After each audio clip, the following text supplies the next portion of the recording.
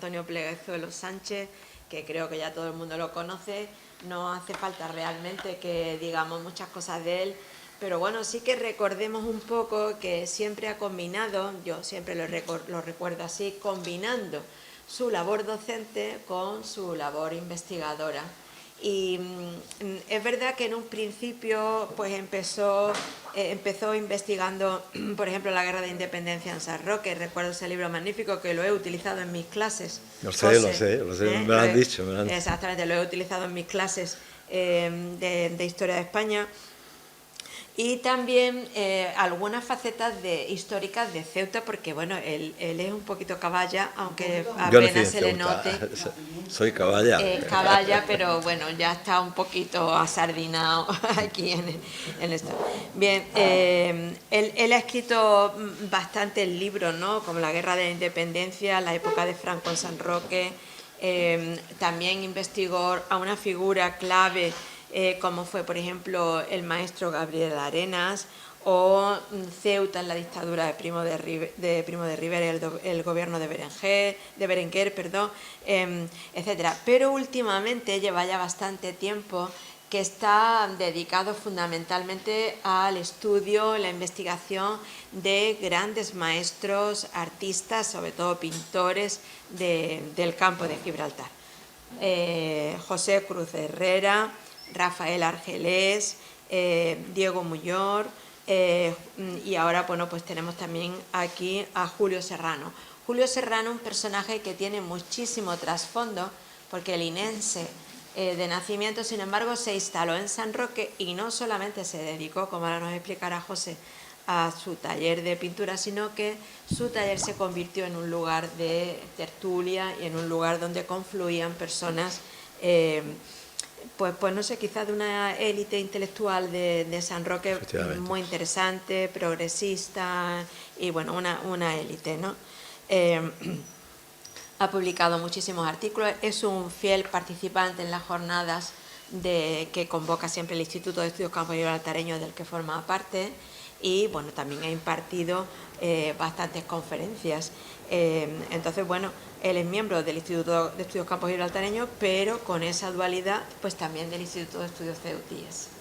Entonces, bueno, pues yo por lo menos estoy en ascuas por ver a este Julio Serrano, del que solamente nos ha facilitado esa portada de su libro que, bueno, no lo podemos aquí vender, pero que, bueno, ahora ya José Antonio nos presentará, que, bueno, pues esa imagen es absolutamente fascinante y esperemos que hoy nos dé bastantes claves sobre este pintor. Así que muchísimas gracias por venir aquí y por compartir con nosotros esta sabiduría tuya. Gracias. Bueno, yo he hablado de un personaje fascinante para mí, murió muy joven. Si nos fijamos cuando nació en el año 29 y murió en el año 68, así que no llegó a los 40 años. No llegó a vivir 40 años. Desde pequeñito su afición a la pintura. Yo todos los artistas que he estudiado, como ya se ha hecho aquí, Rafael Argelés, Cruz Herrera, Bertucci, que ya ha escrito 3 libros sobre Bertucci, Diego Muñoz, etcétera, etcétera, todos he detectado que desde pequeñito son aficionados a la pintura. Bueno, nacen para ser pintor. Y a Julio Serrano le pasa lo mismo. Se detecta que le gusta el arte, que le encanta desde pequeñito. Entonces, cuando yo descubrí a Julio Serrano, que ya Riquelme publicó un artículo sobre él en la revista Almoraima, que se puede consultar en internet, Riquelme hizo aquí un trabajo bastante importante sobre estos temas artísticos, a través de la revista Almoraima, también a través de la revista Cartella, de estas 2 revistas, y trabajó muy bien. Entonces hizo un trabajo y plantó esa semilla. Y yo, a raíz del trabajo y de otras investigaciones que estuve haciendo aquí en San Roque, pues me di cuenta de que aquí había madera como para hacer un libro. Y efectivamente aquí lo tenemos. Y después también tuve la suerte de que la familia me abrió las puertas. Y eso es muy importante, porque si una familia te abre las puertas, ya tiene el 50% del libro hecho. Yo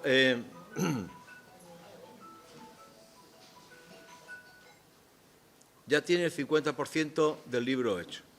Y yo tuve la suerte de la familia Serrano, que todavía la hermana vive, se llama Paquita, que tiene 90 y tantos años, y todavía está lúcida, entonces decidió que sí. Y después ya los familiares y demás, pues también. Me abrieron los archivos y eso fue una fuente enorme. No toda, porque hay huecos en la vida de Julio Serrano, pero yo creo que está la base para una biografía, por lo menos, potente. ¿Se puede hacer más? Sí. Yo siempre os digo que las biografías nunca se acaban. Las biografías nunca se acaban. Cuando te esperas, tú te crees que ya sabes algo sobre un pintor, sobre un personaje, te aparecen datos nuevos. Por eso, estos grandes pintores como Goya, Picasso, Van Gogh, Cézanne, etcétera, etcétera, tienen miles de libros dedicados a ellos. Tienen muchísimos libros. Uno estudia un aspecto, uno estudia las cartas, otro la vida familiar, otro una estancia en un sitio, otro en otro. Es decir, que es muy complicado hacer una biografía completa. Pero aquí, en este libro, yo creo que está la base para una próxima biografía, que no descarto hacer una segunda edición, y ya lo anticipo por si tenéis ganas de venir para el año 29, que fue cuando nació. Así que ya lo adelanto, para una segunda edición. Pues yo creo que sí, que estas cosas merece la pena revisarse, corregir, como siempre tienen los libros estos, los pequeños fallos infantiles que suele tener al principio. Y entonces, pues voy a seguir trabajando en este personaje por si en el futuro se hace una biografía revisada y aumentada. Bueno, dicho esto, el libro tiene, en cuanto al continente, un formato respetable, como se puede ver aquí. Si no lo habéis visto, lo enseño aquí. Es un libro de formato A4, tiene una cubierta con solapa, 134 páginas, papel de 120 gramos, páginas limpias, se lee muy bien, tiene una lectura fácil. Y en cuanto al contenido, tiene índice, prólogo, introducción, 5 capítulos, que desmenuza su vida, galería, cronología, bibliografía y notas. Y después, muy importante, la vida de un personaje son las imágenes. Y este libro tiene muchísimas imágenes. Se podría haber puesto más, pero también hay que mirar también el equilibrio entre lo que sale un libro y lo más importante de su pintura. Por lo tanto, y también tiene muchas fotos. Y, por lo tanto, el libro, vamos a ver todas las etapas de él y también fotografías desde pequeño.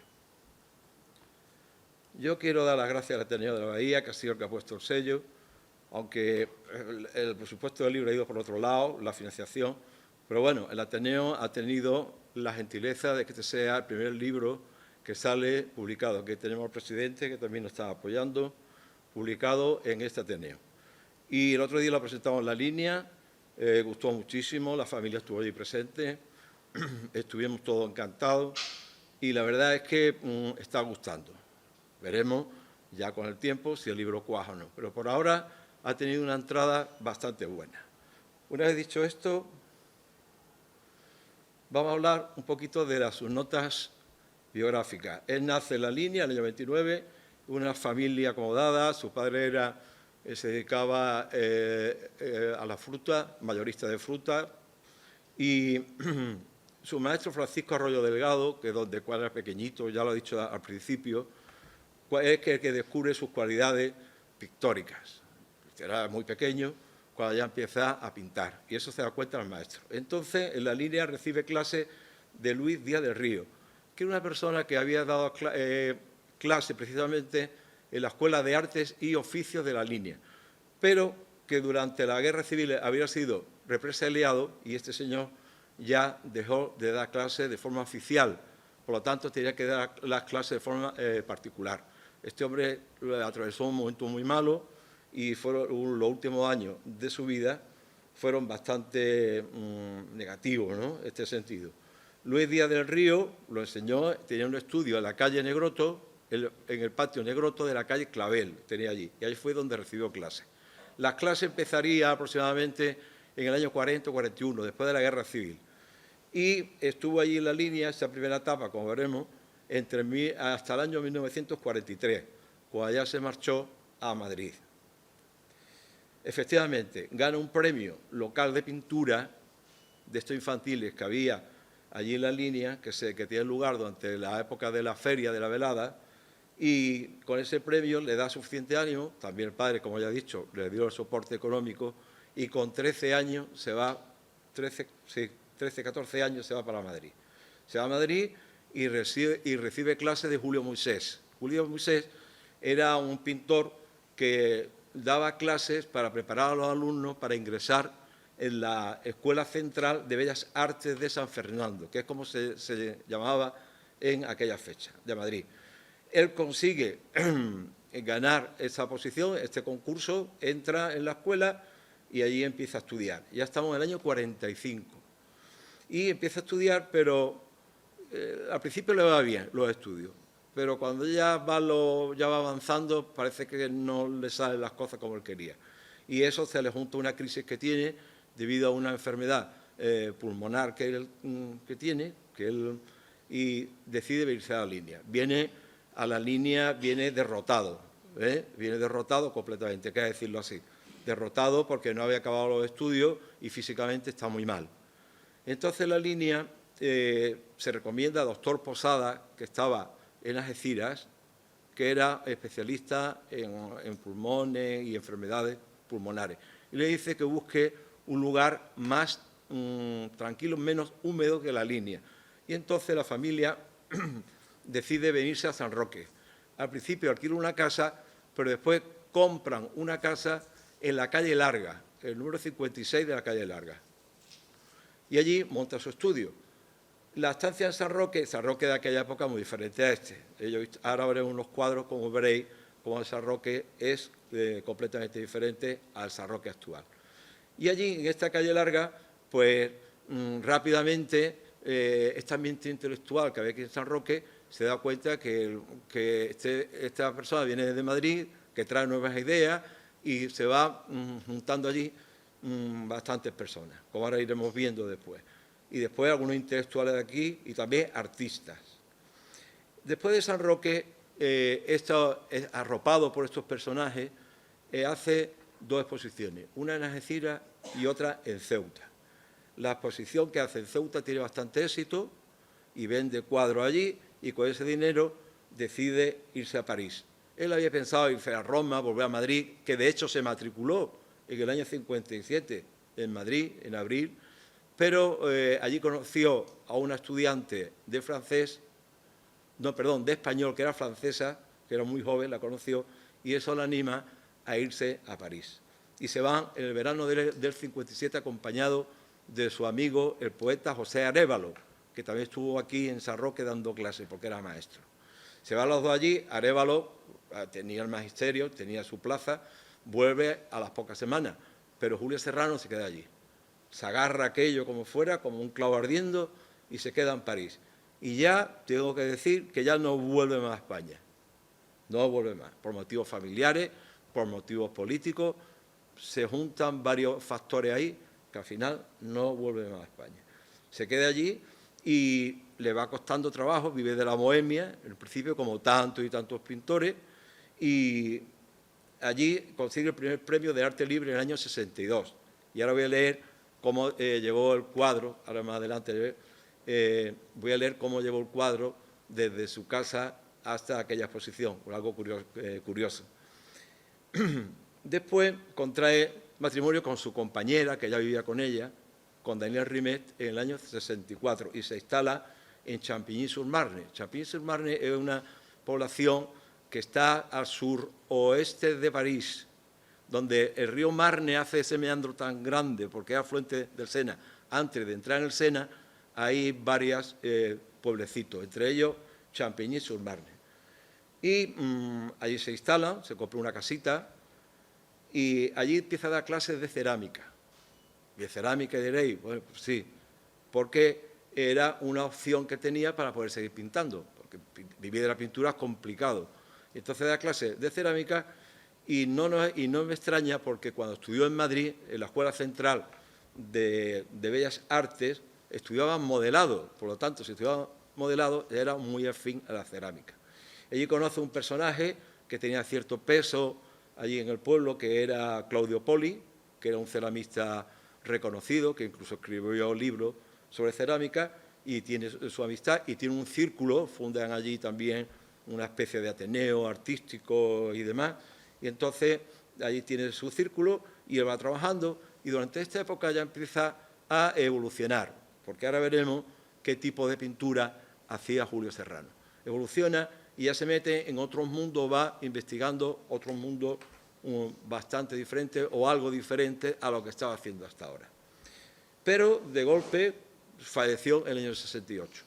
Yo no sé lo que es exactamente, yo no he visto el certificado de defunción porque no tuvo hijos. Entonces, y Daniel Rimet también murió hace años, murió en los años 80, así que no tenemos a ciencia cierta de que falleció Julio Serrano. Pero sí fue de golpe, le entró un ictus, le entró algo, un derrame cerebral, se quedó allí, se quedó. Ahora, certificado no lo he visto, por lo tanto no lo puedo afirmar. Bueno, ¿qué es lo que hacía él cuando pintaba aquí en la línea al principio? Ya he dicho que los primeros cuadros que yo he detectado que él pintaba es del año 41, 40, 41, por ahí. Ya empieza a pintar con esa fecha. Si nació en el 29, tenía 12 años. Pero yo creo que ya en la escuela el profesor ya se lo dijo, que ya le vería en los cuadernos escolares, le vería ya esas cualidades que yo he comentado anteriormente. Y en esta etapa pues pinta lo que es natural, todo lo que tiene un alrededor. Pinta la línea, sobre todo el Peñón de Gibraltar, que era el referente que hay en la comarca. Pinta también bodegones de todo tipo, lo mismo pinta una vela, que un reloj, que un limón, que todas las cosas que le pilla alrededor, la pinta. Y la firma. En aquella época tenía una firma, no la tenía definida todavía. Una vez firma Julio Serrano, J.S., otra Julio Serrano Gómez, otra J. Serrano. En definitiva, todavía no estaba definido en cuanto a su firma. Pero lo firma todo, porque estaba muy seguro de lo que estaba haciendo, de lo que él quería hacer. Aquí tenemos unas fotos familiares, porque se me ha comentado decirlo, que él era... el padre se casó dos veces. Del primer matrimonio tuvieron 3 hijos, del segundo 6. Y él era el segundo hijo del segundo matrimonio. Y estaba muy ligado con su hermano José Luis, que era el mayor. Era como su hermano derecha, el que lo guiaba, le abría camino, etcétera, etcétera. Y esta es una foto de la familia, como ya he dicho, que he tenido la suerte de que me abriera los archivos familiares. Y al lado lo tenemos aquí cuando ya se fue en el verano del 43, ya cuando gana ese premio que he dicho anteriormente y cuando marcha a Madrid, en esta foto de aquí, muy jovencito como se ve. Ya hemos visto que pintaba paisajes, pero también pintaba bodegones, como se ve aquí, como ya lo he dicho anteriormente también, esta macetita, está firmada abajo a la izquierda, y también retratos como el de su hermano. Este es del año 41. Su hermano Pepe Luis, aquí en el verano, le hice este retrato. Y también vamos a ver otro ejemplo de lo que hacía durante esta época. Esta tabla que estos bodegones así, cualquier cosa que él veía en su casa la pintaba, porque le gustaba pintar, había nacido para pintor y él creía en lo que hacía. Bueno, en esta época pinta cuadritos de pequeño formato, medianos no, más bien pequeñito todo, y soporte muy sencillo, tabla, cartón entelado, cositas así, muy sencillas que compraba en Gibraltar, al igual que las pinturas, eso es lógico. Y esto es el premio que él obtiene en el año 43, que es la exposición de dibujo infantil, premio especial de pintura, Julio Serrano Gómez, la línea de la Concepción, 18 de julio del 43, durante la fiesta de la velada. Ya comentaba yo que las fiestas son el 17 de julio por la segregación de la línea de San Roque, que tuvo lugar el 17 de julio de 1870. Por eso son esas fiestas, porque en realidad la patrona de la línea es la Inmaculada, que es en diciembre, que antiguamente, por cierto, eso yo lo saqué porque cuando estuve estudiando sobre Cruz Herrera, las bodas se celebraban durante esa fecha, diciembre allí, en la línea, durante la época de la Inmaculada. Pero eso era antiguamente, ya hoy día no. Bueno, con este premio es lo que le da el acicate, la familia le dice, venga, carta libre, y se va para Madrid. En Madrid, aquí está la tapa madrileña, que este es el estudio de Julio Moisés, y un cuadro que le hace. Y esa bata, eso lo vamos a ver ahora también, una constante, esa es una bata que él siempre va a llevar, para pintar, ¿no? Esa costumbre la cogió allí. Hay costumbres que se cogen de pequeño o de joven, y esta fue una de las costumbres de llevar esa bata. Y ahora vamos a ver una foto que hay en San Roque, en el estudio aquí en San Roque, también, no con esa bata, pero también con la bata, ¿eh? Eso es cosa que él va llevando. Y aquí lo vemos, esta etapa de la juventud ahí en Madrid, ¿no? Ya la dije yo otro día, que parecía que quería comerse el mundo, como es lógico, los jóvenes van así por la vida, o hemos ido así por la vida, como todos. Pues a Julio Serrano le pasó lo mismo, ¿no? Esa juventud, esa fuerza, ese vigor que él llevaba allí en Madrid. Y aquí lo tenemos en el Museo del Prado. El Museo del Prado es un referente para todos los pintores que viven en Madrid, que han estudiado en Madrid. Además, los profesores se lo decían, tenéis que ir al Museo del Prado a pintar. Y iban al Museo del Prado, y aquí lo vemos ahí en medio, con la bata, como he dicho, y lo vemos con la bufanda, porque esto es invierno, indudablemente. Pues esta es la vida.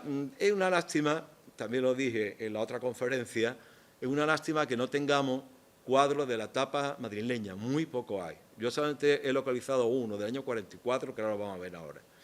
Después también hizo las milicias universitarias, que se hacía durante el verano.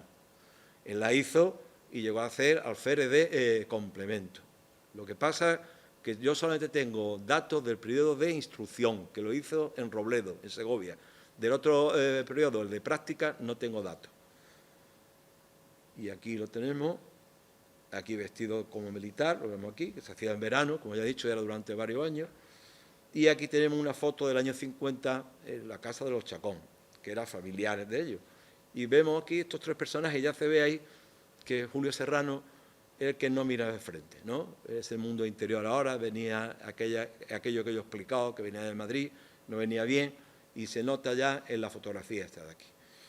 Bueno, esta es la etapa ya, entramos en esta etapa linense sanroqueña, y solamente de Madrid, para cerrar esta etapa madrileña, solamente tengo el bodegón Estela Mar del año 44, que todavía, si nos fijamos, todavía utiliza mucho el pincel, ¿no?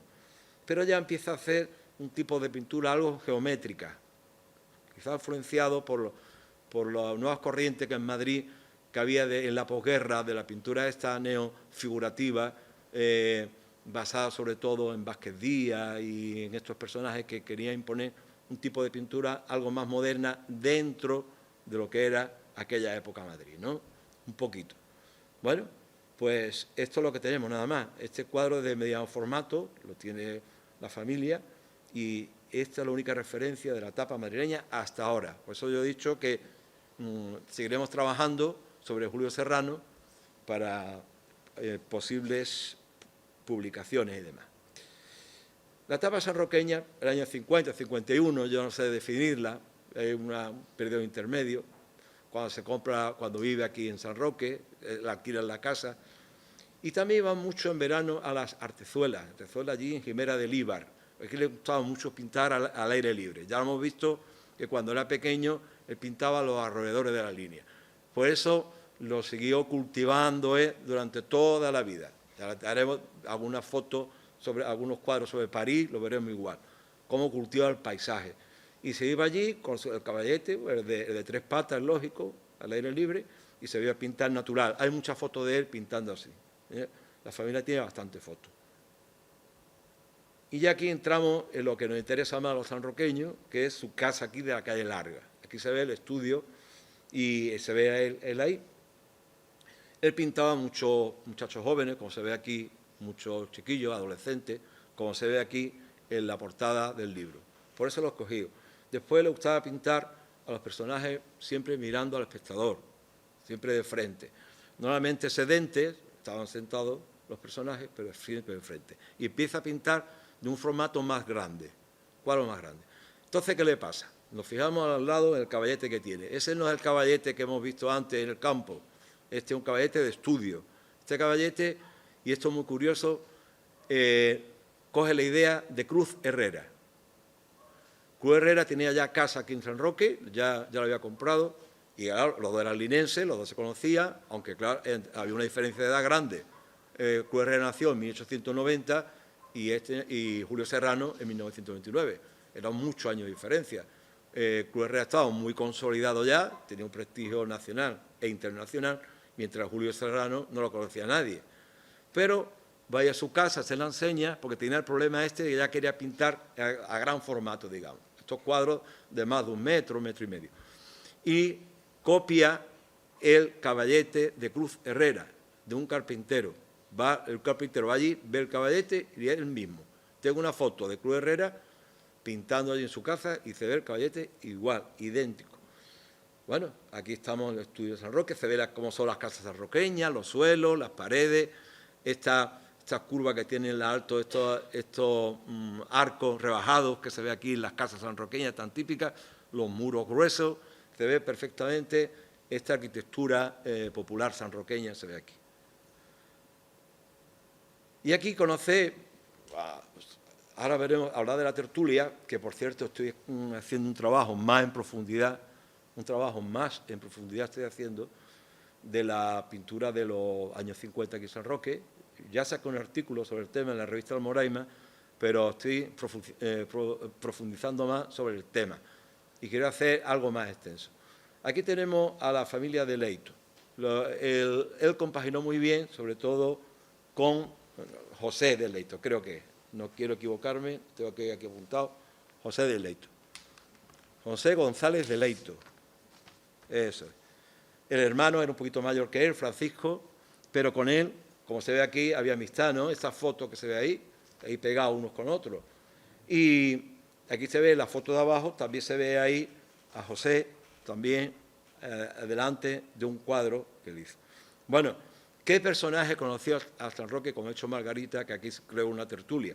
Pero se creó una tertulia, vinieron a él. Yo no sé qué pasó, que él tenía empatía. La gente, a pesar de que tenía un carácter cerrado y demás, pero la gente acudía a él, porque sabía que pintaba bien, que había estudiado en Madrid, que tenía una cultura, que tenía un pozo cultural bastante importante, y entonces a su estudio va a acudir mucha gente. Los hermanos de Leito, sobre todo José. También va, como he dicho anteriormente, José Arévalo, que estaba dando clase por aquí. Gabriel Baldrich, que era aquel poeta y escritor que era de Melilla, pero que vivía en La Línea. Estaba viviendo, abriéndose camino trabajosamente, porque Madrid estuvo también represaliado. Tenemos también a Anselmo González Climent, que está aquí en esta foto, que era el flamencólogo, ese flamencólogo que escribió el libro Flamencología, uno de los más importantes de flamenco de los años de los años 50, lo escribió aquí. Fue muy amigo de él. Y también le abrió un mundo de las bibliotecas, de los libros, porque él tenía su cultura, pero Anselmo González Climent era una persona también que tenía un bagaje cultural muy importante. No solamente escribió sobre el flamenco, sino también escribió sobre toros, tradiciones andaluzas, aunque él no había nacido aquí en San Roque, había nacido en Argentina y pasaba temporada aquí, pero tenía ascendencia sanroqueña. Después, otro personaje que tuvo una vinculación grandísima con él fue Ortega Bru. Este cuadro es de Ortega Bru, este cuadro que tenemos a la izquierda, el de la derecha de Julio Serrano. Ortega Bru no vivía aquí en San Roque, vivía en Sevilla, pero en la época, hasta el año final de los 40, al principio de los 50, se le hicieron muchos encargos de imágenes. Ya España se empezaba a recuperar un poquito y entonces ya había un poquito más de dinero para estas imágenes, porque, como sabemos, en la anterior etapa de la Guerra Civil se perdieron muchas imágenes. Y aquí, en esta comarca, hizo para campamentos, la estación, La Línea, San Roque, trabajó muchísimo Ortega Bru y hizo amistad con él. Y también pintaba, iba con él a pintar, pintaba por los alrededores, y este cuadro está hecho desde su estudio, de la calle Larga. Si vosotros pasáis por la calle Larga, tiene una ventana allá arriba, pues desde arriba está hecho, los dos. Bueno, esta amistad, pues ya después cuando se fue a París, pues ya se fue perdiendo porque Ortega Bru no es que se perdiera, sino que se iba diluyendo, porque Ortega Bru se quedó en España, como todo el mundo sabe, pero él no. Otro pintor que también tuvo mucha influencia, Julio Serrano, sobre él, fue el Daniel Castilla Zurita. Daniel Castilla Zurita, cuando él conoció, que lo conoció en el año 55, 56, más o menos, pintado de una forma diferente. Y cuando conoció a Serrano, ya cambió su pintura. Pegó un cambio brutal. Por eso digo que estoy incidiendo más en estos temas, estoy profundizando porque esto tiene bastante recorrido estos temas, ¿no? Entonces cambió la pintura que él hacía. Ya también se pasó a la espátula, porque Julio Serrano durante esta época pintaba mucho en espátula, y yo conocí gente aquí en San Roque que lo ha visto pintar, y decía que pintaba con mucho empeño. Se ponía ahí delante, dando así, y se observa los cuadros que tiene con espátula, tiene numerosísimos tonos, tiene muchos tonos, no es un cuadro limpio, no. Uno se fija en los paisajes y tiene, yo no sé la cantidad de tonalidades que tiene, igual que las casas que se ve aquí, etcétera. Pues Castilla Zurita giró en su pintura a partir de que conocía a Julio Serrano. Él mismo lo dice, Castilla Zurita lo llega a decir en algunos catálogos y demás. Y después ya vemos que pintaba el paisaje, los bodegones, pero ya otro bodegón diferente a lo que hemos visto anteriormente. Estamos hablando de una diferencia de 13 años. El cambio es brutal, el cambio que tiene Julio Serrano, de esa pintura que hemos visto de los años 40 a esta de los años 50, en pocos años cambia totalmente. Él tuvo, en la exposición que hizo en Algeciras, en el año 56, entre diciembre del año 56 y enero del año 57, llega a decir: mis pintores favoritos son Picasso, Goya, el Greco y Vázquez Díaz. Lo que yo he dicho anteriormente, Vázquez Díaz. Porque Vázquez Díaz había estado en París. Vázquez Díaz había estado en París y había aprendido de la escuela de Cézanne. Y esta escuela se la trajo él aquí a España, y la gente joven que quería hacer una pintura un poco novedosa, un poco que se saliera de lo formal, pues entonces ya acudían a esta referencia de Vázquez Díaz. Porque durante la posguerra aquí en España lo que se trabajó fue este tipo de pintura y también el postimpresionismo, que es lo que la gente admitía más o menos. Incluso Vázquez Díaz, cuando llegó a España y llegó a exponer a España, después que estuvo en París, cuando iba a las exposiciones, la gente decía que no, y que eso no iba a triunfar, y las críticas fueron tremendas.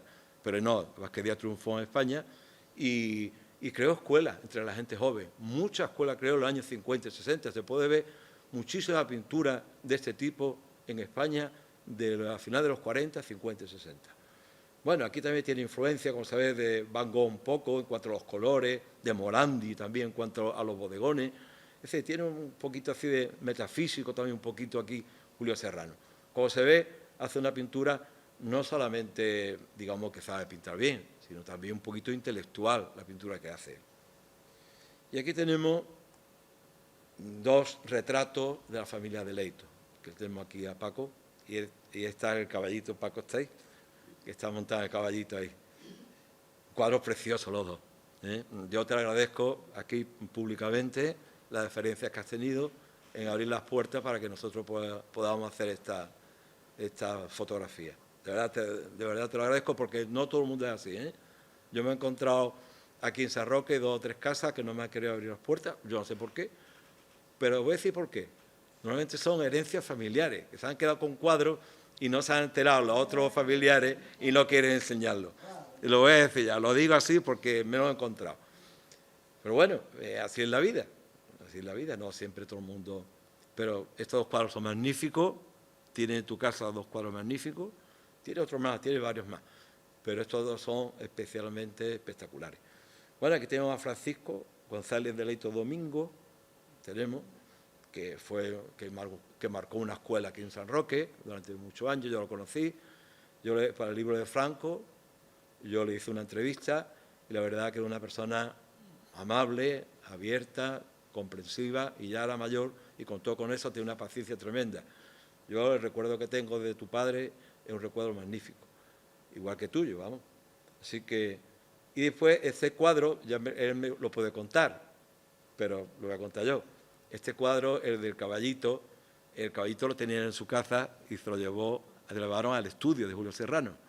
Y entonces tenía que ir, y Paco lo llevaba, el tío, lo llevaba allí al estudio para que lo pintara. Y algunas veces no iba muy contento porque tenías que ir allí a posar, y posar a un niño no le gusta, desde luego. Bueno, esa es la intrahistoria de este cuadro que yo la quería contar.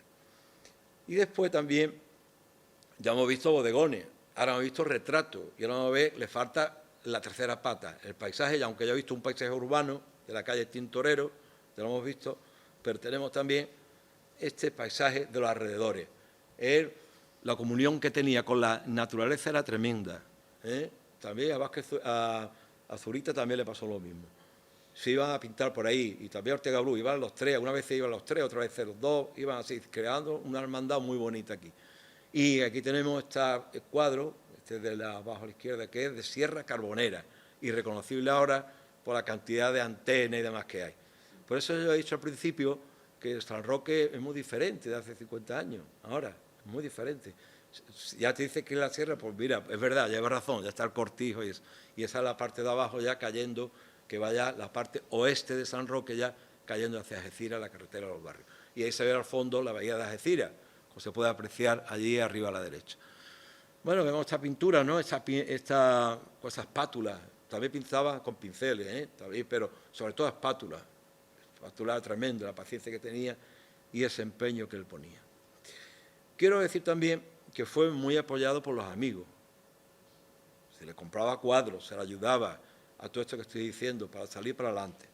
Pero, como he dicho anteriormente, gracias a las dos exposiciones, la de Algeciras y Ceuta, pudo reunir dinero para salir. Ya Campo de Gibraltar le pilló un poquito pequeño. Ya él quería abrirse a ese mundo. Ya he dicho también que quería ir a Roma, volver a Madrid, o si no a París, pero al conocer a la francesa, pues ya se fue para París. Bueno, París, indudablemente, la foto de la Torre Eiffel, esa es la que nos hacemos todos, ¿no? Pues esta es la foto que él tiene de allí, de la Torre Eiffel, que ya hemos dicho que estuvo desde el año 57 al 68. Y también he dicho que no volvió a España por todas estas características. Aquí tenemos otra foto de él. Aquí tenemos Notre Dame y el río Sena, que le va a encantar Pintapuente, no es raro verlo por ahí, se ve fotos, yo he visto fotos de él en el libro, se pueden ver fotos pintando por el Sena, y ahí está con Daniel Rimet en una casita que tenía en los Boscos, era de su señora. Ella allí pasaba las vacaciones de Semana Santa, las Navidades, se iba a esa casita que era de los padres de ella. Y allí también pintó esa zona, como veremos ahora. Y este es el premio que se le dieron en el año 62. Este premio son 50.000 francos, creo, era bastante dinero para la época. Y lo voy a leer cómo llevó él el cuadro. Esto es curiosísimo.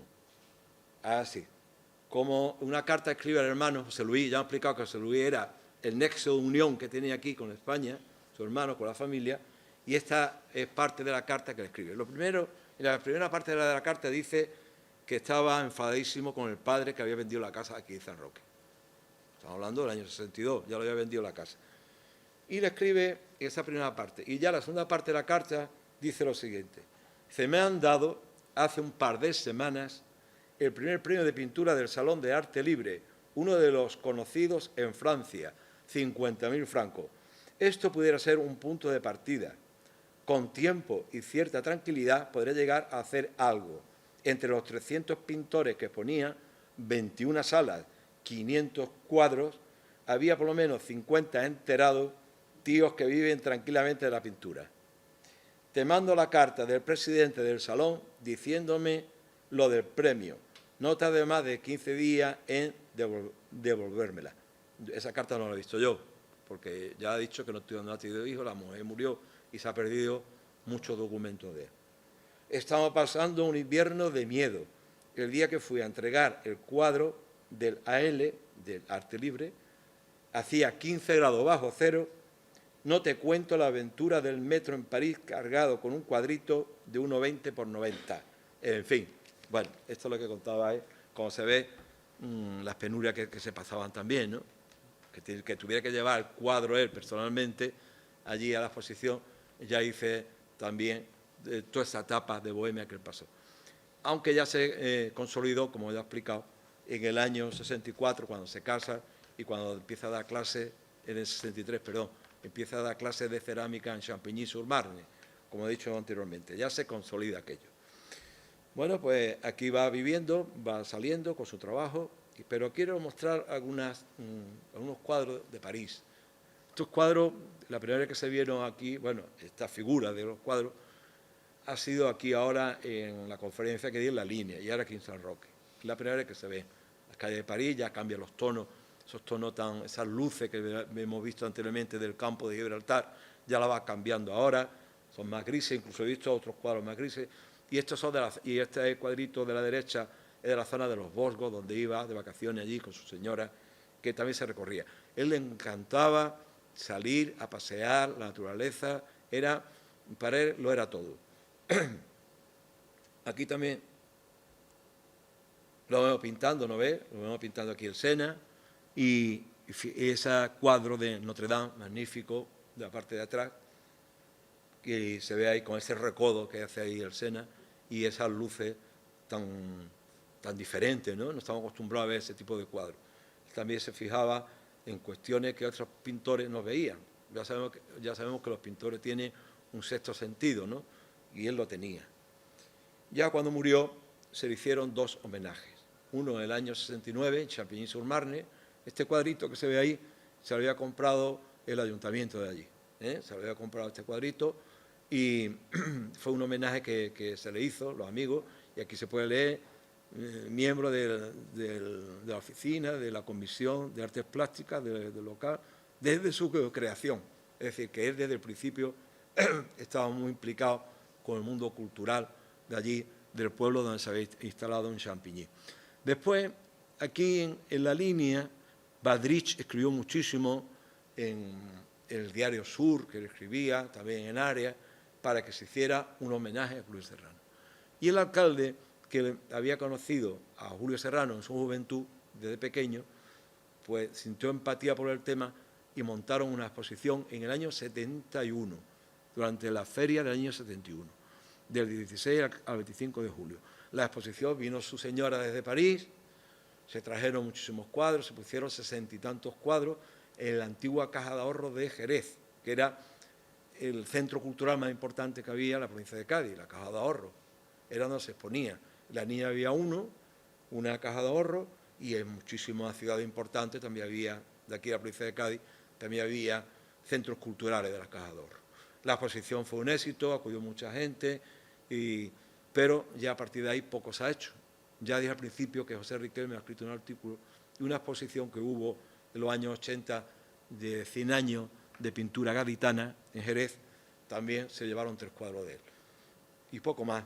Después ha habido allí en la línea algunas personas que han intentado también, que han empezado a trabajar y que han llegado a un punto muerto, y entonces cuando se enteraron de que yo estaba trabajando sobre el tema, dice, ¿te importa retomarlo? Digo, no.